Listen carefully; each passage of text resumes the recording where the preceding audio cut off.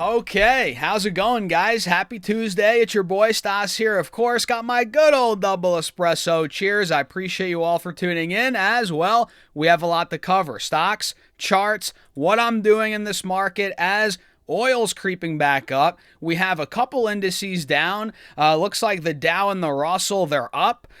So yeah, a bit of a mixed bag here in the market today. And again, we have to cover it. Charts, stocks I'm looking at, overall, what I'm doing now. So guys, feel free to hit the like button, consider subscribing, join the Patreon as well if you want to work more one-on-one, see what I'm doing in my actual portfolio every single week, and be a part of that private Discord. All of it's linked down below, pinned in the comments as well. Check out the Patreon, guys. I guarantee you'll find a lot of value there. And yeah, let's dive into it. So as of now, it's about noon on the East Coast. We are down on the S&P. Not much, about what, 55 cents here on SPY. Down about 0.1% as the Qs are down, let's see, just about 0.5%. So we're seeing a decent drop in the Qs as the Dow is up about, what, barely 0.1%, and the Russell's up 0.5%. So interesting day. Dow's up 0.1, S&P's down 0.1, but the Qs are down 0.5%, while the Russell's up 0.5%. So one of those days, right? And we're still obviously in a downtrend. The Qs are failing to break through. They're struggling here at these moving averages on the 30-minute time frame. You're noticing that here. And I think SPY is struggling as well. Yep, pretty much the same on the chart there. So that's not the greatest sign. Same for the Dow and the Russell probably, right? So all these guys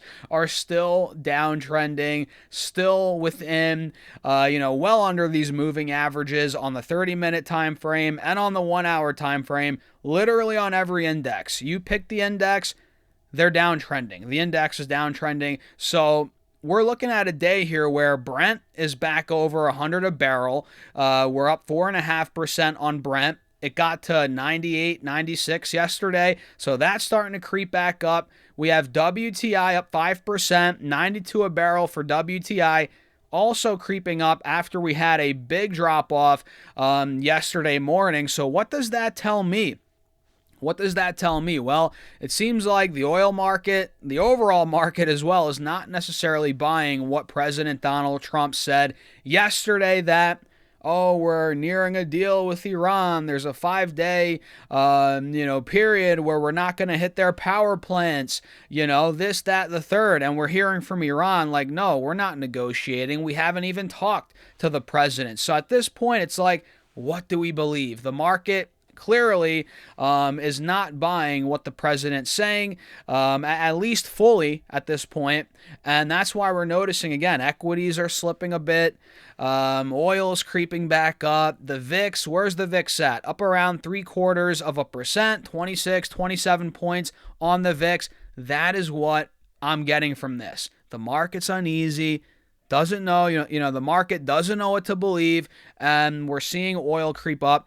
And if we get any sign that, oh, the war is actually nowhere near being done, Trump bluffed yesterday morning, right? If we get any sign of that, we're going to see the VIX rip to 30, 35, which is what I thought was going to happen this week, Monday, Tuesday. I thought we were going to get a huge pop in the VIX, oil to go up, which honestly, I think we were going to get that. And that's, when President Trump stepped in yesterday morning at 7 a.m. and he tweeted that out or truthed it out, whatever, and that saved the markets. I feel like if he didn't do that, we would have had a 30, 35 VIX yesterday. I mean, we were already there in the morning before he tweeted that. So he saved the market, guys, 100%. He saved the market yesterday, but it's starting to creep back up. The VIX is creeping up. Oil's creeping back up. Equities are slipping, meaning, again, it's not, or the market's not fully buying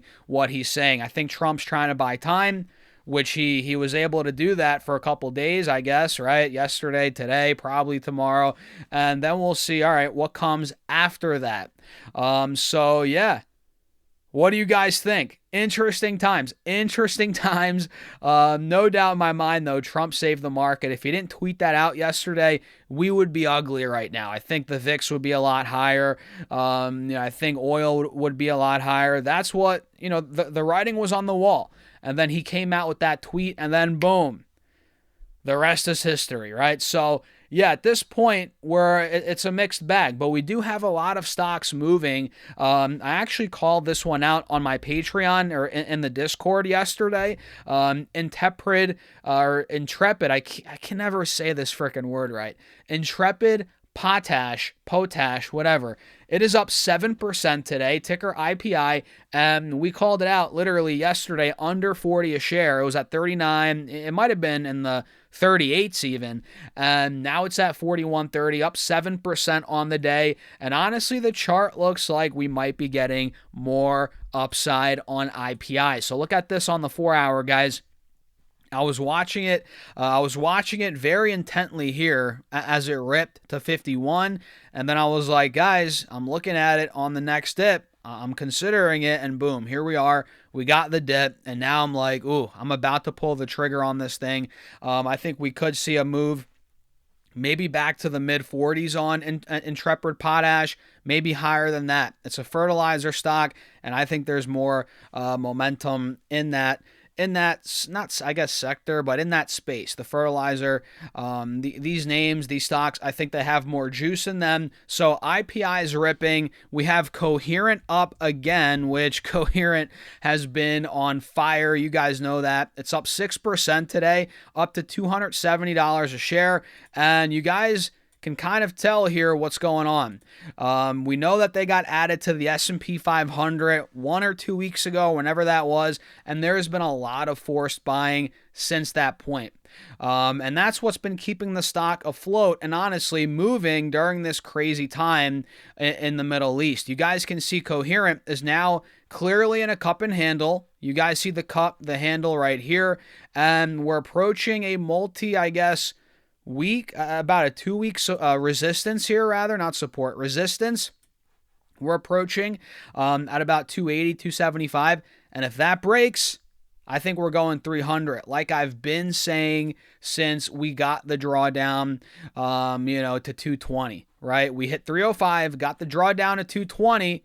Then we got added to the S&P. And since then, I've been saying, guys, I think we're going back to 300. I've traded it in and out, and now I'm waiting for the final, or not the final trade, but the next trade to make. If we take out 280, I think we're going to fill the gap to 300, 305, and we'll see where it goes from there. So that's Coherent. I'm pretty sure Lumentum is up as well. Light is the ticker. Yeah, holy smokes, is Lumentum up? It's up, guys.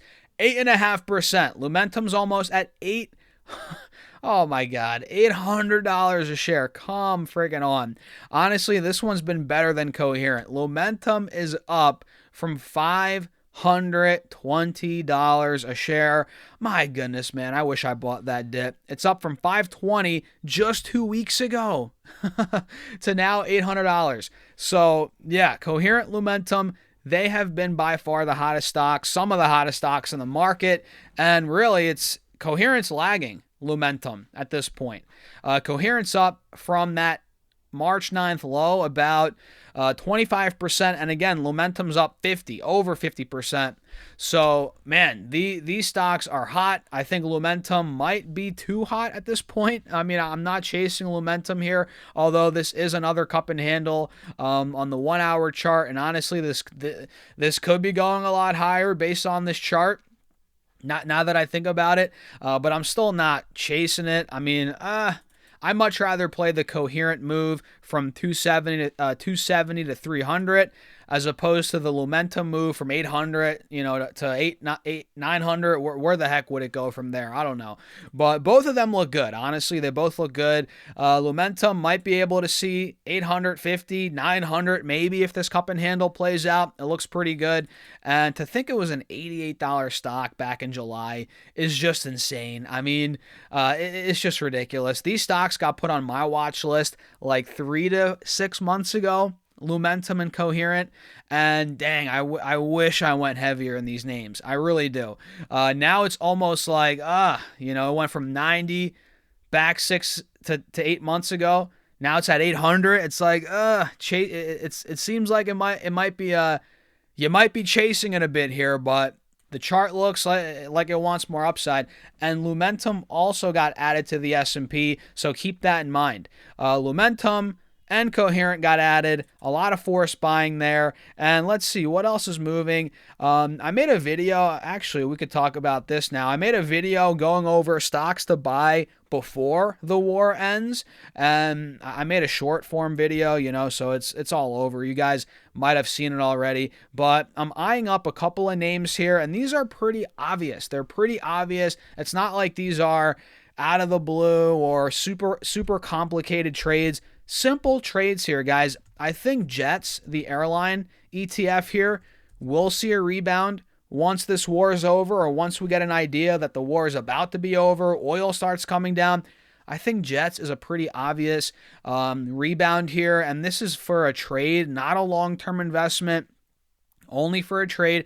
I feel like Jets could easily go back to the mid-high 20s. I mean, it's in the mid-20s now, but high 20s, low 30s, I think that's possible. So Jets is almost the easiest way to play the recovery here after the war. But it's nothing's guaranteed in the stock market, right? But I'm watching Jets. I'm watching the cruise lines as well. CCL is one of them. They actually have earnings tomorrow, so keep an eye on them. Or not tomorrow, on Friday rather, this week. So CCL, RCL, NCLH, all of these, right? All of these I think will rebound after the war as oil comes down in price. So energy stock, or not the energy stocks, cruise lines, airline stocks, and honestly, I'm considering maybe buying puts on XLE.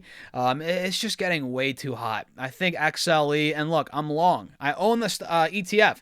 I literally own it, and I'm looking to buy puts on it too. It's like, this thing is just way hot. I was calling it out on Patreon in the Discord when we were literally at $45. Guys, I was literally calling it out here, and now we're up like 40% from that point. And it's almost to a point where it's overbought. It's way too hot. I'm considering locking in profits on some of my XLE and, again, buying puts, maybe shorting it. Probably buying puts. That's the easier way for me to do it, and safer in my opinion. So XLE, guys, is just way hot, way hot. And do I think it's going to get right back to $40 after the war? No, not necessarily. I don't. But do I think it's due for a pullback to the low 50s, mid 50s? Yes, and that's where I'm looking to, buy puts, play the pullback here. But it's more timing's key, and this one's more time sensitive than the other two, I think. But either way, these all come down to the price of oil coming down. If the price of oil comes down and the war is over or it's nearing an end, I think all these will play out. Jets will go crazy. CCL will go up. RCL, NCLH, I think XLE will see a nice drawdown. And these are just a couple of moves that I'm considering right now. So what do you guys think? Let me know in the comments. Smash the like button, subscribe, join the Patreon if you want to work more one-on-one. See how I'm investing my money every single week in that Patreon portfolio. We're actually investing $750 a week right now. You guys see all the stocks I buy, sell, all my trades, investments, everything, how I sell options to create income in that portfolio, and you have access to the private Discord. All that is on Patreon, link down below, pinned in the comments, or go to stasserfest.com/Patreon. And with that being said, cheers. I'll see you all in the next one. Have a great day.